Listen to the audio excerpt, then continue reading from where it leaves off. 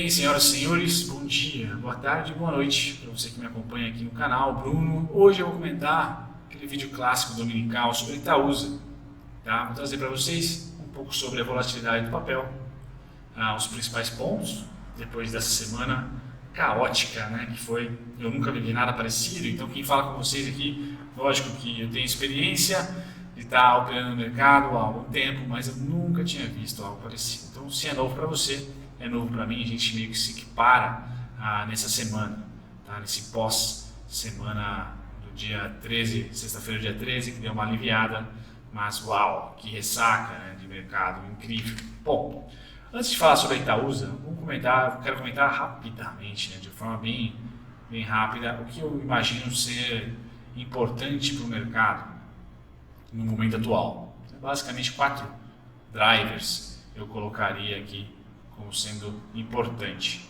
tá? Uma visão econômica, tá? E de saúde financeira e de retomada de crescimento, por exemplo.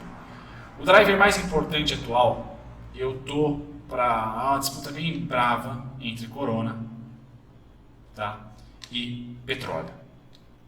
São os dois drivers que geraram pânico recente, tá? O Corona gera pânico pela, vamos dizer assim, lerdeza ou falta de eficiência, principalmente norte-americana, tá? De conter a crise ou de criar algum tipo de política de contenção. Então, nos Estados Unidos antes de ontem, foi aprovado o teste gratuito, porque até então era cerca de 2 mil a 4 mil dólares para se testar o corona. Agora o teste passa a ser gratuito, tá? Mas o tratamento não é gratuito. Tá? Então imagina o principal país de destino turístico, tá? E de negócio, tendo problemas, tendo custos que vão muito além da renda média norte-americana para se tratar do corona. Então, aparentemente, se as coisas não melhorarem por lá em termos de tratamento de corona, os Estados Unidos deve ter algo muito parecido com a China, tá? Não no tratamento, não na recuperação, mas na infecção, vamos dizer assim, né? na transmissão, perdão. Tá? Deve-se ter casos crescentes nos Estados Unidos, não por culpa dos norte-americanos, por serem mais fortes ou mais fracos, mas porque lá é destino de muitos negócios que não pararam de acontecer nas primeiras semanas, nos primeiros meses até que o corona começou a ser espalhado para o mundo. Então, por mais que o Trump tenha negado os voos para a Europa, tá, agora é meio tarde, tá, e o mercado parece que sinaliza com certa urgência uma resolução de tratamento via Estado, tá, para o corona. Enquanto isso não se resolve pelos Estados Unidos, há uma certa pane lá também para o corona e seguido, né, atualmente do petróleo. Então, esses dois são os principais drivers. Tá? Petróleo quebra a indústria de xisto americana, quebra várias outras indústrias de petróleo no mundo afora, tá? E monopoliza, tá, entre Rússia e Arábia Saudita. Rússia e Arábia Saudita são os dois únicos petróleos, vamos dizer assim, né, fontes de petróleo que estão realmente lucrando ou próximo de lucro a petróleo negociado a 30 dólares, a petróleo negociado a 25 dólares. Tá certo? Se não me engano, a Rússia tem um custo de extração próximo de 15 a 20. Tá? Então, imagina que a Petrobras tinha um planejamento de receita sendo calculado em cima do barril a 60 dólares, em cima do barril a 50 dólares, em um período de crise a 40 dólares. Ele está a 30 hoje. Então isso quebra, inviabiliza o Brasil e tantos outros no mercado afora. E isso gerou pânico, isso gera um desequilíbrio muito grande. E sinceramente, burro, né, por parte, na minha opinião, por parte da Rússia, é egocêntrico ou algo sentimental realmente. Uma briga de adolescentes ali, bravos, em relação ao petróleo, mas enfim, é uma coisa que já está perdurando uma semana. Isso começou no sábado passado, tá? Hoje ainda persiste, né? Até com atenuação, né? A Arábia Saudita falou que vai aumentar a produção, não só manter, que foi a primeira briga, né? O Putin queria manter a produção, a Rússia, e a OPEP queria diminuir por causa do corona. E aí brigaram, o Putin falou que vai manter, beleza. brigaram, já era péssimo, já quebrou o mercado. E aí durante a semana a Arábia Saudita falou que não vai só manter agora, vai aumentar. Então parece que a Arábia Saudita quer quebrar a Rússia. No petróleo é meio impossível, é meio louco, e a gente acaba tomando essa consequência. Tá? Então isso é muito importante de se dizer para você que está falando assim, poxa, é oportunidade? Olha, deve ser para trading, né? Eu postei um vídeo de prestação de conta lado bom e lado ruim, tá certo? Para vendas de índice, lado bom e lado ruim, mas para quem quer investir, o melhor se fazer agora é nada, tá? Simplesmente porque há estruturas muito negativas no mercado hoje que não é o corona simplesmente, tá? É de novo uma crise do petróleo, tá? Então talvez os preços não se desvalorizem tão rápido, mas principalmente percam a tendência de alta. Então não vai fazer muita diferença você esperar um pouco, tá? Ou seja, se você esperar, você diminui o risco, tá certo? Se você esperar para investir, por exemplo, você vai diminuindo o seu risco. Quanto mais você espera e mais as coisas vão se resolvendo, você diminui o risco, então o risco vai caindo, tá? O retorno não necessariamente vai diminuir, é isso que eu estou querendo dizer, se você esperar. Tá? Talvez o retorno para o curto, médio prazo seja muito parecido se você tentando pegar a faca caindo ou você esperar algum tipo de sinalização ou atenuação do corona, tá certo? É isso que eu queria dizer para vocês, tá? E não sei se gera um pouquinho mais de tranquilidade, mas é isso que eu tenho na cabeça, né? A estrutura do mercado hoje está comprometida, tá? Por além do corona, não é só o corona. Bom, feito isso, vamos para a análise comportamental, tá? O que eu tenho aqui para vocês destacado no gráfico? Tá? A primeira parte, essa parte amarela, eu considero ser a volatilidade da Itaúsa em equilíbrio. Equilíbrio sim, no momento atual. Tá? Então, corona se estabilizando ou diminuindo o crescimento, tá? Principalmente Europa hoje, que é o maior problema. E esse medo dos Estados Unidos não se concretizar, porque hoje há, né, expectativa grande que os Estados Unidos esteja atrasado no combate ao corona, e a principal economia atrasada, isso gera pânico, certo? Então, se por lá conseguirem conter ou não vir a existir algo parecido com a Itália, por exemplo, show, tá? O mercado deve se estabilizar, tá? E a volatilidade deve ficar entre 9,74 e 11,49, isso para a Itaúsa 4. As coisas piorando, tá? E aqui eu tive que fazer trabalhos novos em relação à Itaúsa, tá? São pontos novos aqui, a coisa piorando, 7,76, 6,49. Tá? 6,49 é o suporte do Joesley Day. A gente voltaria aqui para 2017, né? Maio de 2017. Tá certo?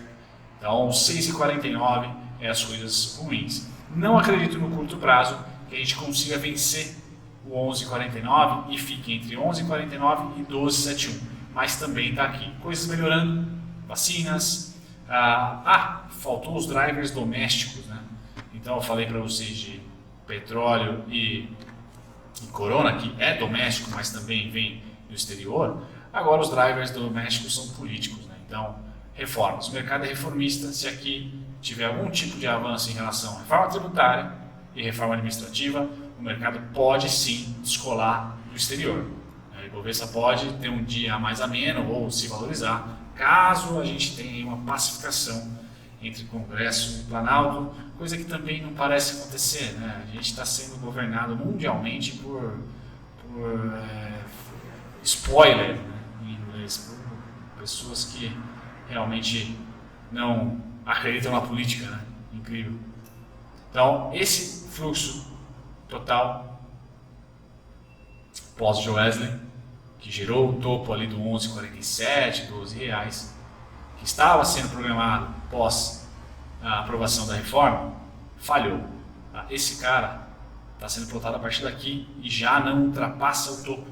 Por isso que no comportamento, eu diria para você que mesmo você sentando na mão, né, não fazendo nada agora, não necessariamente o seu risco, o seu retorno vai diminuir. Tá? Você esperar não necessariamente vai diminuir o seu retorno, tá? Porque eu creio em lateralização em certos pontos. Tá? Isso faz com que o preço negociado em março tenda a ser o mesmo em junho, ou muito próximo, ser o mesmo em agosto, tá? Porque a estrutura que nós temos agora é que deve-se continuar, deve-se ser impactado um ano de capitalismo, vamos dizer assim. O corona pode impactar um ano de produtividade, não mais o primeiro tri, o segundo tri. Pode gerar aí uma desaceleração durante o ano todo, tá certo? Haja vista o risco na principal economia. Hoje o holofote é nos Estados Unidos, tá? Se eles realmente vão estar preparados, e no Brasil, como a coisa ainda bem, né, e tomara que não aconteça, seja por clima, seja por qualquer outro motivo, né, a gente não é uma preocupação tão grande, porque não temos o número de casos. Agora, nos Estados Unidos já há um número crescente de casos, e lá, como a mídia ainda consegue reportar com certa coerência, não, né? A gente realmente consegue saber das coisas que estão acontecendo lá, mesmo não estando, gerou um certo pânico, tá? Se os Estados Unidos está preparado ou não. Começaram lá a tomar decisões, tá? Do tipo, olha, o teste é gratuito, vamos ver se eles conseguem o tratamento gratuito também. Beleza, galera? Então, esse é o tipo de panorama que eu trago vocês para Itaúsa, tá certo? Eu todo domingo atualizo vocês. Então, aqui no amarelo, eu acredito ser a estabilização das notícias. Muito foi precificado, tá? Até o momento, eu acho que pelo menos 2 tris foram precificados, tá? Então, se o resultado das empresas vierem ruim em maio, eu acho que está precificado. Se o resultado vier pífio no segundo tri, eu também acho que já precificou. Tá? Por isso que eu acho que a gente conseguindo estabilizar, deve ficar nesse retângulo aqui. Tá certo? 974, 1149. Se as coisas piorarem, ou seja, porcentagem de mortalidade aumentar, Estados Unidos começar a definhar com quarentena nacional, por enquanto a NBA parou, algumas coisas pontuais estão parando, ou estudando se vale a pena fazer a portas fechadas, eventos esportivos, e se rolar empresas, se rolar aí cidades nos Estados Unidos. A gente está falando realmente de uma precificação que, na minha opinião, ainda não foi pontuada aqui, tá? Pode ser uma precificação ainda de mais um tri ou de um ano inteiro. Tá? E é por isso que eu trago para vocês mais uma faixa de preço, para que vocês tenham noção também de uma volatilidade mais aguda. Certo? Fico por aqui, espero que vocês tenham gostado. Até o próximo. Antes de fechar, tá? Não falei dos comprados, né? Então, o fluxo comprador, eu estou mirando pós-eleição, tá? Que é justamente esse fluxo aqui de 1,42, aqui foi um pouquinho a mais, né? 2,7, mas depois volta a ser 1 e pouquinho de novo, né? Se a gente pegar esse cara aqui, 1,80, tá? Esse é o principal fluxo atual, tá? Vamos pôr aí de 1,50 a R$2, tá certo? Esse é o principal fluxo que a gente deve estar vendo voltar nesses repiques. Então tomem cuidado para não comprar mal nesses repiques, porque eles tendem a ter aí R$2,07 a R$2,09 no seu extremo, entre a normalidade 1,30 a 1,50. Tá? Se você pegar esses caras e plotar no momento atual, né, a gente fica nesse retângulo amarelo. Tá? Por isso que eu foquei aí no retângulo amarelo para vocês, sendo a região aí de estabilidade. Tá? Vamos lá para o diário. Tá? Então vocês, aqui já bateu no 10,49, já sentiu venda. Então esse cara voltando agora é a partir daqui, ó, R$11. Então vejam que esses 3 fluxos vão nortear os pullbacks, na minha opinião, dos próximos meses, não dias. Tá? Então se rolar aqui, vem de novo, certo? Então é um período de lateralização com esses fluxos que vão de 1,40, 1,30 e poucos até 2,9, tá certo? De um fundo. Grande abraço, espero que vocês tenham gostado. Deixem um like, deixem comentários também como está sendo a semana, como foi a semana de vocês. E como eu falei, eu acho que o risco, assim como o dinheiro, ele está ficando inelástico, né? Então se você esperar um pouquinho mais, não vai alterar o seu retorno, ou vai alterar muito pouco, enquanto ficar pronto aqui um vídeo de prestação de contas, eu acho, ou não, no pitch. Até o próximo vídeo, galera. Tchau, tchau.